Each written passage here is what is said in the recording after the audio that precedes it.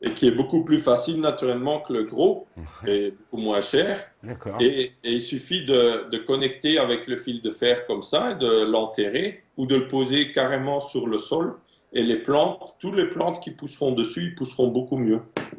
Voilà, et D'accord. sans engrais, sans... Après, l'idée aussi, euh, ah, je vous laisse pas trop parler Non, là. non, mais allez-y, bah, vous avez pour ça, allez-y, allez-y. Ah, désolé. Mais par exemple, l'idée aussi des théories autour des engrais, il y a aussi un grave problème autour de ça parce que dans les écoles, on va formater, on va former les futurs agriculteurs, mais en réalité, on les forme à apprendre, à avoir une conception de comment ça fonctionne qui est tout à fait faux. Et moi, au plus j'étudie la question, au plus je découvre que la théorie des engrais est complètement faux et basée sur sur beaucoup d'ignorance et beaucoup de dogmes et beaucoup de fausses interprétations d'expériences. Et, euh, et on remarque qu'on peut faire pousser des plantes quasiment sans aucun engrais. Par exemple, sur un volcan, vous avez de la roche, hein, de la lave. Par exemple, vous allez à l'île de la Réunion, par exemple, Ouais. vous avez des coulées de lave où il n'y a pas un gramme de terre, où c'est vraiment que de la roche. Et 2, 3 ans après, vous avez déjà plein de plantes qui poussent dessus. Donc, il suffit de la roche et de l'humidité et ça pousse. Et une certaine énergie. Par exemple, on peut avoir du sable simple, de quartz, du sable, et en apportant une certaine humidité, parce que de l'eau, il en faut aussi. Euh, euh, mais de l'eau, il en faut moins qu'on pense, hein, mais de l'eau, il en faut aussi. Mhm. Et certaines énergies, et les plantes, ils poussent. Pourtant, il n'y a pas d'engrais, il n'y a pas et on remarque que les engrais, ils fonctionnent pas que par leur matérialité. On pense que il faut à manger, il faut de la matière. Non, non, ça fonctionne aussi beaucoup par les ondes, par les fréquences émises par les molécules. Et en réalité, on pense qu'on est tant d'engrais ou d'oligo-éléments, mais en réalité, on est ça, j'avais appris de Marc-Henri, qui était aussi, je pense, une fois à votre Oui, antenne. qui était déjà venu ici, oui, professeur Marc-Henri. Ouais. Il est très intéressant autour de l'eau et il disait que voilà, on nous dit qu'on est 70% d'eau, mais ça c'est en kilogrammes, en masse, mais en volume, on est plus de 90, on est 99% d'eau. Donc pour une plante, c'est pareil environ.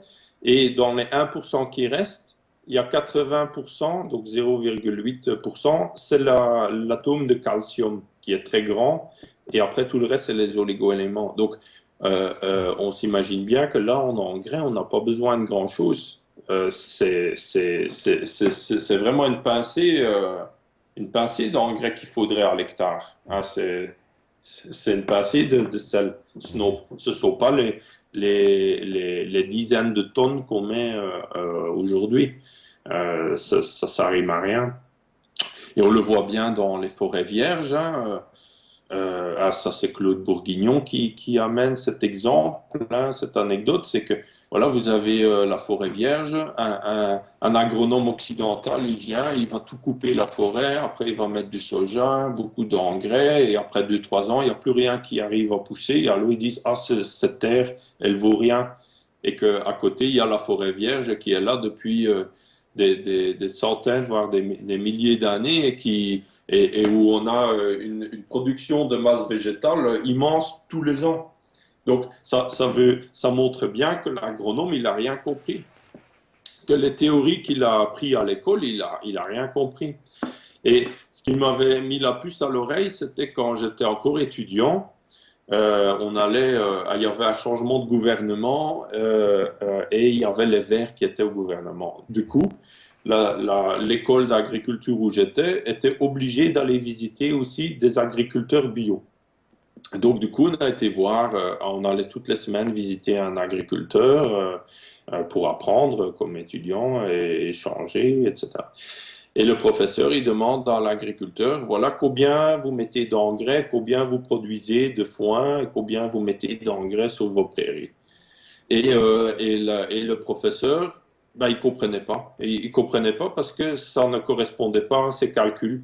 Et ils mettaient 3 fois moins d'engrais par rapport à la quantité de foin qu'il arrivait à produire tous les ans. Et donc, du coup, ils comprenaient pas.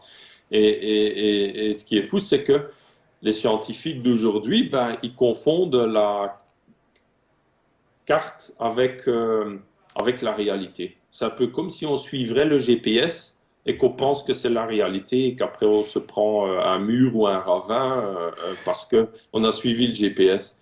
Ben, la science d'aujourd'hui, ce ne sont que des théories, des hypothèses, plein de descriptions, Mhm. d'observations de la nature. Mais c'est des descriptions qui correspondent à notre état de conscience au moment où on le décrit, au moment où on l'étudie. Donc, ça ne correspond pas à 100% de la réalité. On sera jamais Dieu. On s'en rapproche, on essaye de s'en rapprocher, mais on ne saura jamais tout. Et il faut être très con. Au plus je découvre, ben, au plus avec l'âge ou avec le temps, ben, au plus on découvre qu'on ne sait pas grand-chose, hein. Et qu'il y a un tas d'exemples qui contredisent toujours les théories qu'on nous propose. Et au niveau des engrais et de l'agriculture, ça c'est très manifeste. Quand les gens y voient des plantes ou des récoltes, par exemple, j'ai eu un jardinier cet été, il m'envoie une photo et il avait sa fille qui portait comme ça. Il était debout, il avait une petite fille de peut-être 5 6 ans et qui portait dans les mains comme ça en hauteur. Et elle était en train de cueillir des tomates. Ouais. Il avait des plants de tomates de 4 mètres de haut Ah ouais. dans un jardin à l'extérieur. C'était pas en serre, c'était dans un jardin à l'extérieur. Et il avait juste mis une antenne d'électroculture. Et au début, il y croyait pas trop. Il a mis des antennes il a planté ses tomates. Et après, il a eu une récolte exceptionnelle. Et après, sa fille, un jour, lui a dit, ah, est-ce que tu as remercié le monsieur que tu as vu, hein, qui t'a appris cette technique-là? Et alors, un jour, ben, il m'a appelé, le monsieur, et il avait vu mes vidéos qui sont sur mon site et sur YouTube. J'avais fait quelques vidéos pour expliquer 2, 3 techniques Ouais. pour que les gens ils puissent expérimenter tout de Mhm. suite dans leur jardin. J'avais fait ça un peu sur un coup de tête un jour, ces vidéos, et ça a eu un certain succès qui a dépassé un peu mes espérances, je dirais, dans le sens que il y a plein de gens après qui ont témoigné des résultats, qui ont commencé à faire leurs propres recherches et à faire leurs propres expériences. Et c'est comme ça qu'on avance. Aujourd'hui, l'électroculture avance par nous tous, par vous, moi, par tous ceux qui expérimentent ça dans leur jardin, qui échangent, qui partagent les informations. Parce que dans le monde officiel, de la recherche officielle, il n'y a rien, pour ma part, il y a rien à en attendre, hein. À part qu'ils vont peut-être essayer de dénigrer, mais ce sera tout. Parce que c'est pas dans leur intérêt. Donc il faut le faire soi-même. Et par exemple, aux agriculteurs, je leur dis toujours, voilà, si vous êtes un bon chef d'entreprise, ben, mon chef d'entreprise, quand il fait un certain chiffre d'affaires ou un certain revenu, il va toujours garder une petite part de côté pour faire des expériences.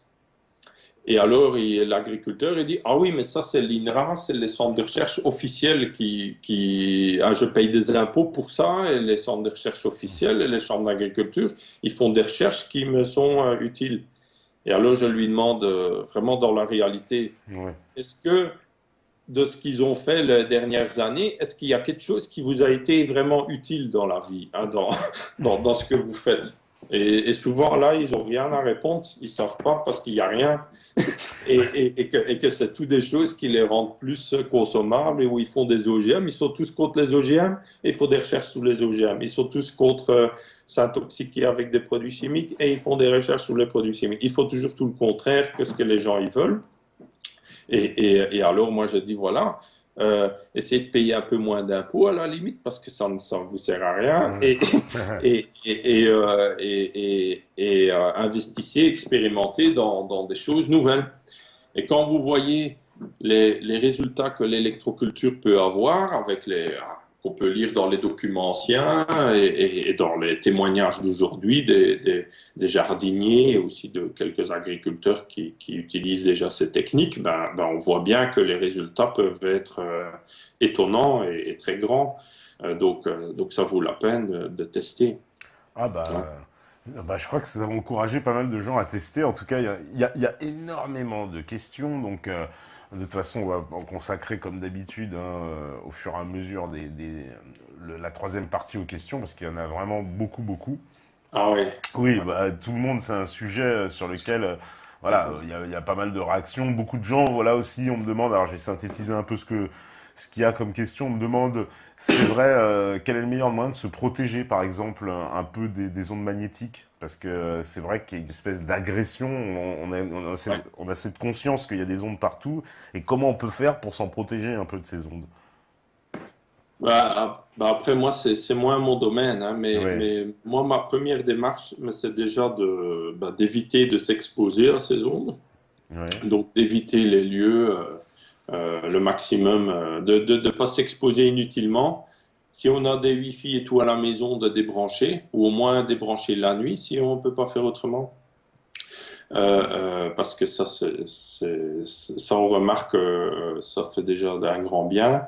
Après, de bien mettre à la terre tous les appareils électriques et aussi nous-mêmes. Euh, ouais, donc, mais après, il y a des spécialistes. Ah, disons qu'il y a des géobiologues et des personnes plus informées sur le sujet qui pourront aider à répondre à ces questions plus pratiques. Mais moi, ma philosophie est d'éviter déjà à s'exposer.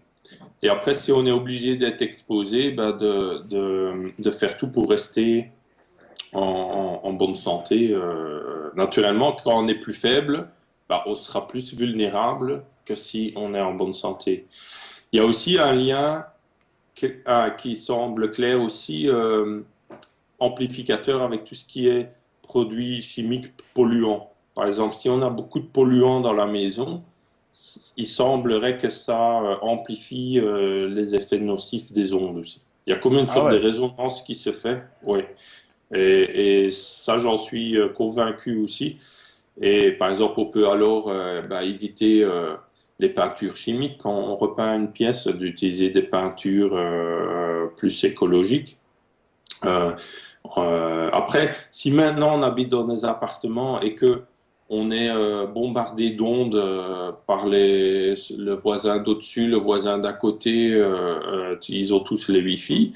Et si on dort juste à côté, que par exemple ce Wi-Fi est juste de l'autre côté du mur où on dort, par exemple, là on peut mettre des protections très physiques sur les parois. On peut mettre des peintures spéciaux qui protègent, qui isolent les ondes. D'accord. On peut mettre, il y a plein de choses qui existent dans le commerce et des choses qui coûtent pas forcément cher. Hein. On peut, même avec du bricolage, on peut déjà faire beaucoup de choses.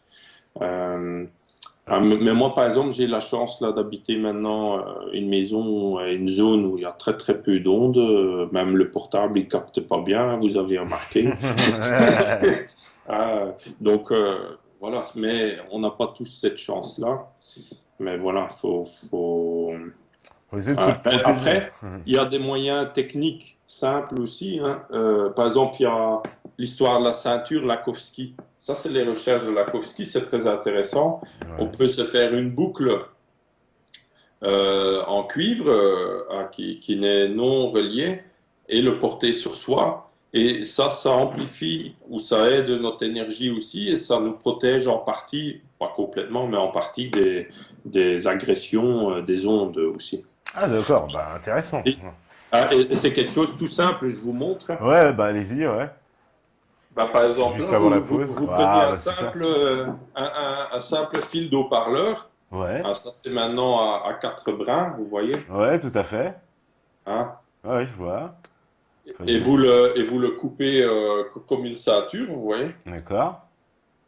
hein, et qui reste ouvert. Il n'y a pas besoin de le relier là, hein. On le laisse ouvert et on le D'accord. superpose l'un sur l'autre, un peu comme une ceinture. D'accord.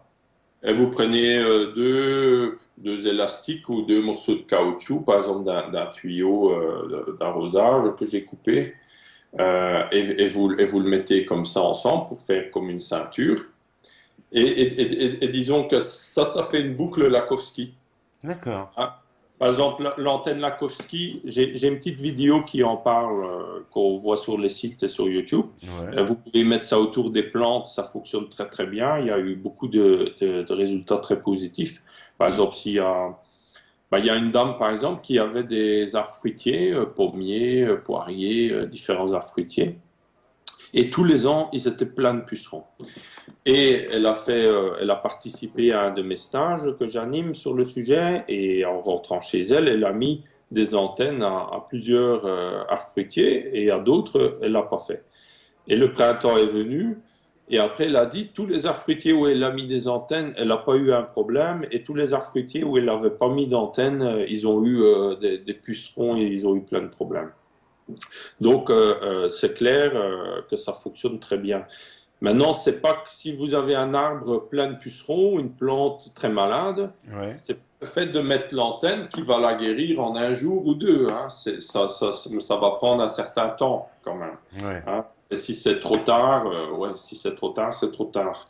Mais ça va quand même renforcer son énergie avec le temps, les semaines ou les mois. Il se rétablira beaucoup plus vite que si on n'aurait rien mis. Et on fait quoi? On l'entoure et on l'enterre un peu autour de la plante, c'est ça? Non, on peut.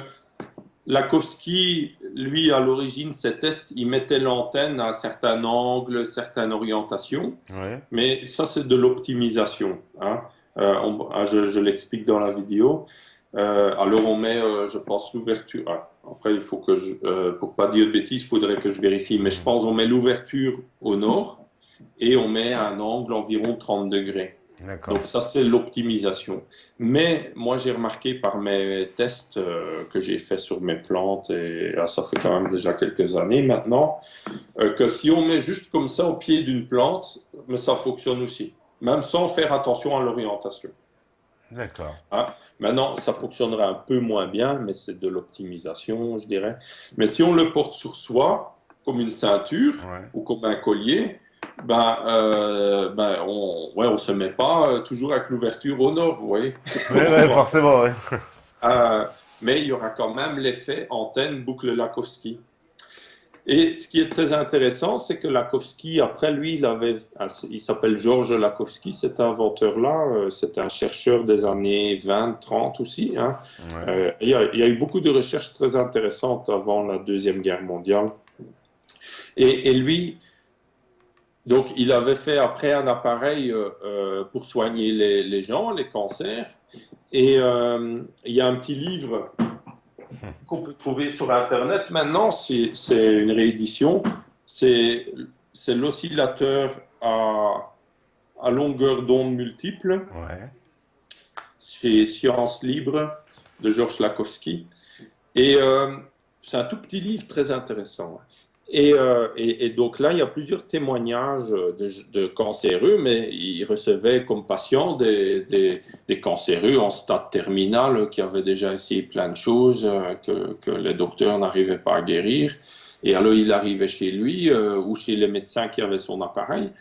Et après 5, 10, 20 traitements d'une demi-heure environ, par exemple, ben, il arrivait à soigner des cancéreux, il guérissait quasiment tout le monde. Euh, je témoigne juste que ce que j'ai lu dans le livre, hein, je suis pas médecin, moi, qu'on me comprend pas mal, hein. Moi, je suis ingénieur en agriculture. Moi, je soigne les plantes. Hein, mais disons que par rapport à la santé, donc Georges Lakowski, donc il guérissait plein de maladies, mais pas que des cancéreux. Ouais. Et les gens, souvent, après quelques traitements, ils souffraient déjà plus.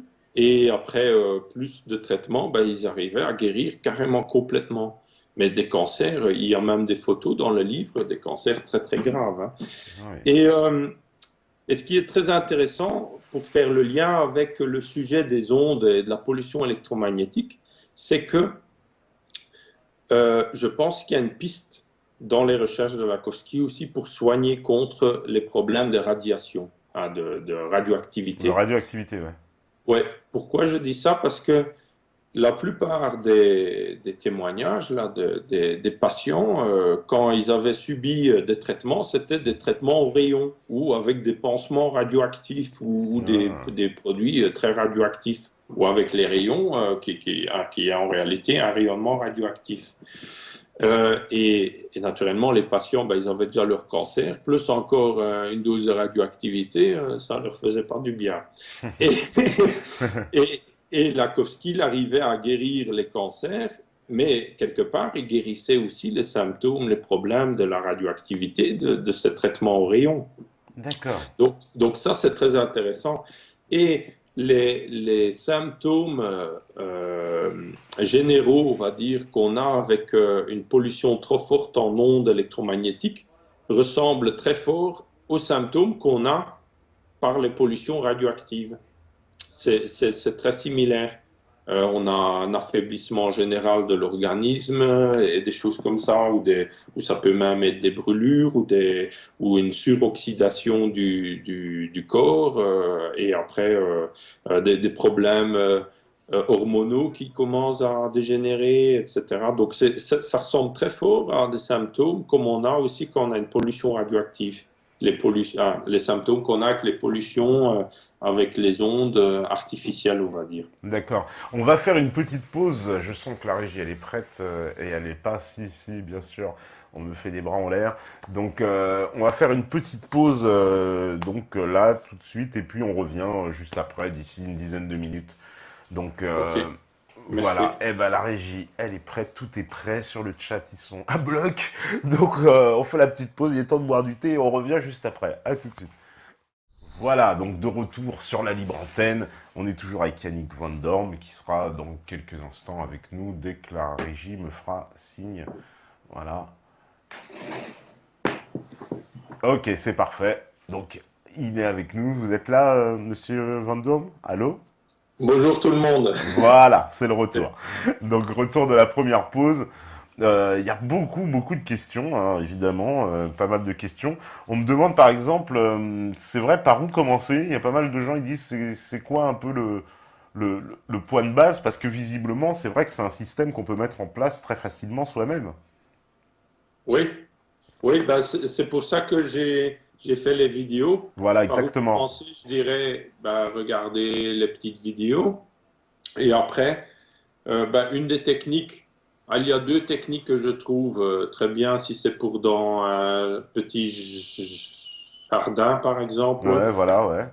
On peut faire des antennes Lakowski avec les boucles en cuivre. Ouais. Et aussi, dont j'ai pas encore parlé, c'est les pyramides. Ah oui, les pyramides, ben on allait en parler. Ah, bah alors les pyramides. Alors là, tout de suite, ça Voilà. fait très... oula. On a même mis les pyramides dans la culture. Alors, les pyramides auraient des vertus pour faire pousser un peu plus rapidement alors. Oui, assez mystérieux sur comment ça fonctionne, hein, mais c'est comme beaucoup de choses, c'est assez mystérieux. Ouais. Mais on remarque que quand on met, par exemple, des semences dans une pyramide, un jour, 2 jours, ou même parfois un mois, on peut le mettre aussi longtemps qu'on veut, euh, ben, on remarque qu'après, quand on les sème en pleine terre ou dans des pots, ben, qu'ils poussent nettement mieux. On peut comme ça jusqu'à augmenter la vitesse de germination. Je dis des chiffres comme ça au hasard, mais ça peut être facilement 30% et parfois le double.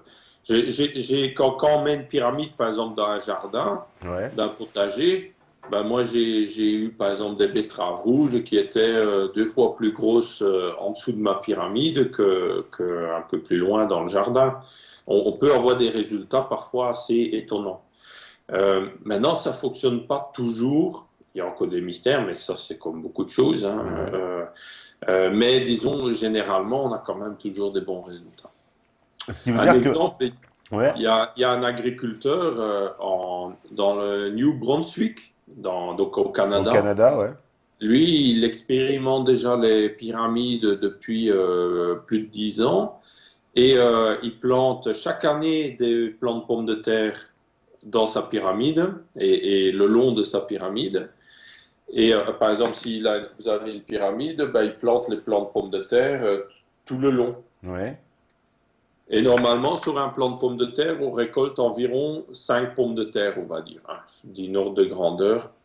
Donc, un plant de pommes de terre, on récolte après environ 5 pommes de terre. Ben, lui, il récoltait entre 40 et 80 pommes de terre par plant. Ah ouais. Ouais, 40 à 80. Et sur les coins, donc c'est sur les coins qu'il y a le plus d'énergie. Là, il récoltait 80 pommes de terre. Et le long, environ 40 pommes de terre par plant. Et en 2011, il a eu son record. Et là, il a récolté sur un plant 137 pommes de terre. Ça veut dire que c'est un stimuli, quoi. Terrible, c'est ça. C'est. Ouais. Ah oui, impressionnant. Et ça s'est basé sur un chercheur dans les années 70-80 au Canada. Il a écrit un petit livre. Il était passionné des pyramides. Il s'appelle Les Brown. Et il avait écrit un petit livre sur les bienfaits des pyramides et Ouais. comment utiliser dans le jardin. Et il disait que avec une pyramide de 4 mètres carrés, on peut nourrir une personne à l'année. Ah bon? 4 mètres carrés. Le calcul est vite fait. Imaginez qu'on a des plants de pommes de terre tout le long. Sur 4 mètres carrés, on peut facilement mettre 8, 16, on peut facilement en mettre 32. 32 fois 40 pommes de terre, ça fait déjà plus de... ça fait déjà 2, 3, 4 pommes de terre par jour, hein, Ah ouais. Ça, sur 4 mètres carrés. ça, c'est. Après, Ouais. ça c'est l'idéal. Maintenant, c'est pas, ça a l'air comme ça surréaliste quand je dis ça, hein. Mais, il faut l'expérimenter et on voit les résultats, c'est impressionnant. Maintenant, les résultats sont pas toujours là, mais ça c'est parce qu'il y a toujours une part de mystère. Par exemple, moi j'avais mis des plants de tomates, j'ai eu aucun effet sur mes plants de tomates. Mais j'ai eu de très bons effets sur mes carottes, sur mes épinards, sur mes betteraves rouges. Toutes les plantes ne sont pas aussi sensibles non plus, il y a des effets très forts. Ce qu'on peut aussi faire, par exemple, un agriculteur, Mhm. j'ai maintenant plusieurs agriculteurs qui utilisent les pyramides maintenant en France. Naturellement, ils n'en parlent pas tellement, pas tous, parce que dans l'agriculture, comme dans le monde classique, les gens, ils ont peur du ridicule, hein, ils ont peur d'en parler, qu'on va se moquer d'eux. Mais il y a par exemple une agricultrice en Bretagne. Ils cultivaient du maïs pour nourrir les vaches laitières. Et ils étaient en bio et ils avaient des récoltes vraiment très mauvaises d'année en année. Ils étaient on va dire, déprimés par rapport à ça, qu'ils n'arrivaient pas à avoir des bonnes récoltes. Alors, en bio, c'est souvent assez difficile. Et alors, moi, ils n'avaient pas trop d'argent et ils me demandaient qu'est-ce qu'ils pouvaient faire. Alors, moi, je leur ai dit, essayez une pyramide. Et c'était quelques jours avant qu'ils allaient semer. Et ils ont mis leurs semences de maïs dans la pyramide pendant 1 ou 2 jours, la première année, et après, ils ont semé. Et ça, c'était l'année passée. Ah non, c'était il y a 2 ans déjà maintenant. Et ils ont eu leur meilleure récolte depuis 10 ans. Ils ont rien fait d'autre que Mhm. juste mettre leurs semences dans la pyramide. C'est tout, ouais. Et la deuxième année, ils ont fait pareil. Donc, c'est l'année qui vient de passer. Ils Ouais. ont fait pareil. Ils ont aussi mis les semences dans la pyramide, mais là, ils ont mis pendant 1 mois. Et après, elle a prié tous les jours, presque. Elle a prié, elle a visualisé une pyramide au-dessus de son champ. Donc, quasiment tous les jours. Et là, cette année, elle a eu une récolte étonnante. Elle n'avait jamais vu ça. C'était encore mieux que l'année d'avant. Elle avait 3 à 4 épis par plant de maïs. Que Ah ouais. normalement, il y en a un ou deux. Voilà. Et j'ai vu le champ. On a vu d'autres champs de maïs. Il y a quelques photos sur ma page Facebook, je pense, et sur mon site internet aussi. J'ai vu d'autres champs de maïs en conventionnel qui étaient sur des terres meilleures. C'était très médiocre comparé à ce champ bio traité avec la pyramide. C'est quoi? C'est du Voilà. cuivre, cette pyramide-là? Oui, donc je me base sur les recherches de Les Brown et lui, il conseille le cuivre. Donc toutes les pyramides que je fais, c'est avec du cuivre. Donc ça, c'est une petite pyramide qui est en baguette de cuivre, comme on utilise pour souder les tuyaux en cuivre, Ouais, en ouais, ouais. plomberie par exemple. On peut trouver ça dans tous les magasins de bricolage. Mais où c'est le moins cher, je dirais, ah ouais, des moins chers, c'est Brico Dépôt, je pense. Mais voilà, je ne vais pas faire de Ah, pas de publicité. pub, c'est interdit à la télé. Ah, c'est interdit. Ah, mais j'ai aucune action chez eux, hein. Mais, mais c'est pour dire parce que les prix pour un bricoleur, ça peut parfois être plus que le double dans les autres, hein. Mm. Donc, c'est pour ça il faut quand même faire un peu attention. C'est pour les tubes de cuivre, pareil. Euh, ouais, c'est pareil. Donc, ça c'est pour le jardin, on peut mettre ses semences de jardin en dessous. Ce qui est important, c'est de bien orienter la pyramide. Donc, on utilise une boussole et on l'oriente aussi bien nord-sud. Ah oui, nord-sud, c'est Ouais. important, ouais. Ouais, ça c'est toujours parce que c'est un peu comme la radio. Ouais. Si on n'oriente pas bien l'antenne, ben on capte pas. Ben, une pyramide, c'est aussi en lien avec les énergies magnétiques de la Terre. Est-ce que alors, dans ce cas, moi, tout de suite, j'ai envie de rebondir.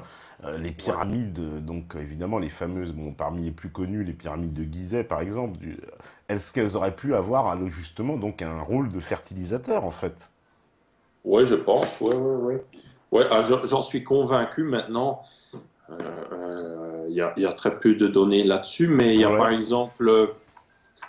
il y a par exemple un chercheur, maintenant il est assez âgé, un agriculteur au Mexique qui s'appelle Don José Carmen. Et lui, il a décodé aussi des parties des codex mayas. ouais. Et par exemple, chez les Mayas, en Mexique et en Amérique centrale, il y a encore des tribus qui vont tous les ans avec leurs semences au-dessus des pyramides.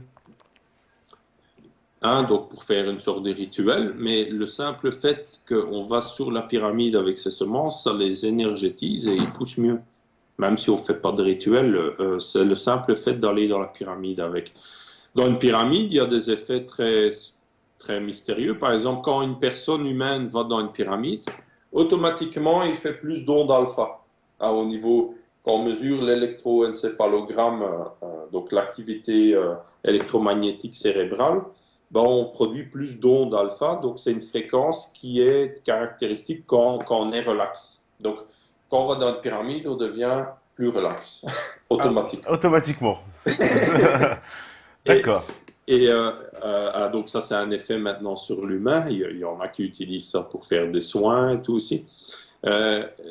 Mais sur les plantes, ça fonctionne très bien aussi. On peut l'utiliser aussi comme une antenne Lakowski et mettre autour des plantes qui sont malades ou qui sont un peu pas bien. On peut mettre un certain temps et on verra que ils vont se rétablir plus vite et qu'ils poussent souvent plus vite. Par exemple, j'ai fait une petite expérience comme ça, mais j'avais 3 choux dans le jardin potager. Il y avait un chou qui était plus petit que les autres. J'ai mis une pyramide dessus. 2, 3 semaines après, le chou plus petit était le plus grand. Voilà. Ouais. Et il avait rattrapé les autres. Ça veut dire que c'est Une quoi? Il y a une, pyramide, une c'est énergie c'est qui très. circule d'une certaine façon, quoi, avec cette forme pyramidale, quoi. Oui, après, il y a beaucoup de choses à dire. Il y a un professeur ukrainien qui a découvert qu'il y aurait une sorte d'onde qui est émise de la Terre et qui est comme concentrée à l'intérieur de la pyramide et qui le rend cohérence avec l'environnement. Et par exemple, il y a un chercheur russe qui s'appelle Uvarov, vous trouvez aussi sur Internet, très intéressant aussi. Et lui, il parle aussi, lui, il m'avait une fois expliqué que ce serait bien de tout mettre dans une pyramide avant de le semer ou avant de le manger, par exemple, Mhm. parce que il dit ça va harmoniser certaines énergies avec le lieu. Ah, on nous dit toujours, ah, il faut manger local, etc. Oui, Mhm. c'est d'un point de vue économique, c'est compréhensible, c'est intéressant de manger local, produire local, manger local. Mais ça a aussi un intérêt, on va dire, énergétique. Parce que une pomme de terre, même la même variété, même sol à la limite, qui est Ouais. poussée en Belgique ou qui est poussée en Alsace ou qui est poussée dans le sud de la France, ben, elle sera différente. Parce que les énergies du lieu sont différentes. Il y a quelque chose qui est invisible, qui va au-delà du simple composition chimique ou matérielle. Et il y avait par exemple un agriculteur comme ça en Allemagne. Lui, il avait découvert que à chaque fois qu'il mangeait des produits locaux, ben, sa santé s'améliorait. Et à chaque fois qu'il mangeait des légumes qui venaient d'ailleurs, de loin, ben, sa santé se dégradait. Et il y a comme ça plein d'éléments anecdotiques, hein, mais qui confirment cet aspect-là. Et je crois beaucoup à ça. C'est qu'il y a une sorte de cohérence, une sorte de champ de cohérence, une sorte d'énergie qui nous entoure. Et on est en résonance avec cette énergie-là. Et pour rester en bonne santé, il faut garder une certaine cohérence. Bah, Ouais. par exemple, il y a un chercheur qui habite maintenant en Suisse qui s'appelle Pierre Rubessa. Lui, il a développé un appareil qui mesure comme une sorte de spectre électromagnétique. Ah, il mesure, par exemple, il met une antenne sur nous ou autour de nous. Ouais. Et il mesure comme une sorte d'empreinte électromagnétique, plein de fréquences, et il peut calculer comme une sorte de cohérence, un niveau de cohérence. Et quand on est trop chaotique, quand nos ondes sont trop chaotiques, ben, on est proche de la mort. Et quand on est trop chaotique à un certain niveau, ben, mais il sait qu'on va mourir. Il a déjà eu l'occasion de mesurer des gens qui sont morts 2 semaines après, et il a remarqué que ben, qu'ils ont des caractéristiques très spécifiques au niveau de leur empreinte d'onde, disons. Ouais, ouais. Et, et ça, c'est très intéressant. Et les choses en bonne santé, en général, il y a un degré de cohérence très élevé. Ça veut dire que Et, là, en fait, on est complètement, alors, j'ai envie de dire, dans notre société actuelle où justement tous les produits viennent d'ailleurs, etc. Donc, on est loin du respect de cette vibration par rapport aux produits. ouais, Donc, ça pourrait contribuer donc à ce que les gens soient malades, en fait. aussi, ouais, ouais. Ouais, je pense, ah, c'est quelque chose de, ben, c'est une découverte nouvelle, on dirait, hein, Ouais. on pourrait dire, mais ça me semble logique, si on regarde la vie de niveau vibratoire, que ça a une influence. Ben, par exemple, même moi, en tant que... ah, je suis étranger en France, je suis d'origine belge. Oui. J'aime bien les frites, les pommes de terre. Ouais, moi aussi. Et, Et je suis d'origine belge aussi, au demeurant. ah ouais, Ah ah, oui, ça se voit pas, et, mais pourtant. ah ben, ben maintenant. Qu'est-ce que j'allais dire? Oui, donc j'avais remarqué que ici, quand je mangeais, je mange plein. Ah oui, j'aime bien aussi les pommes de terre ici. Mais quand je retourne en Belgique, où je suis né, et que je mange les plats classiques de là-bas, ben je me retrouve, je me sens de nouveau beaucoup mieux, euh, même si je mange les mêmes plats ici, hein. Et après, j'en ai parlé avec un autre ami qui est aussi très sensible, et il avait remarqué la même chose. Et donc, ça confirme aussi, ça va aussi dans le même sens de ce qu'on parlait d'un certain degré de cohérence. Et le chercheur russe, là, Uvarov, bah, il disait que il faudrait, dans l'idéal, il faudrait manger que ce qui vient de où on est né. Ah ouais. Si, Ouais. si on habite là, mais si on n'habite plus là, on habite ailleurs, alors il faut manger du lieu où on habite le plus longtemps, disons, parce que petit à petit, on va s'adapter. Ouais, mais parce que l'homme d'aujourd'hui, il est très nomade aussi, c'est ça, ça. Ouais, Hein. oui, mais c'est pas tellement bon pour la santé comme ça d'être très nomade. Les énergies sont différentes au sud de la France qu'au nord de la France, que c'est tout à fait différent. Après, je pense qu'on a chacun notre milieu où on est mieux, hein, il faut chacun le trouver, on va dire. Mais et il disait, ce monsieur Ouvarov, que si on mettait les aliments dans une pyramide, ou même nous, ben, que ça nous aide à nous mettre plus en cohérence ou en harmonie avec l'environnement. Ah, Voilà. C'est peut-être une partie d'explication.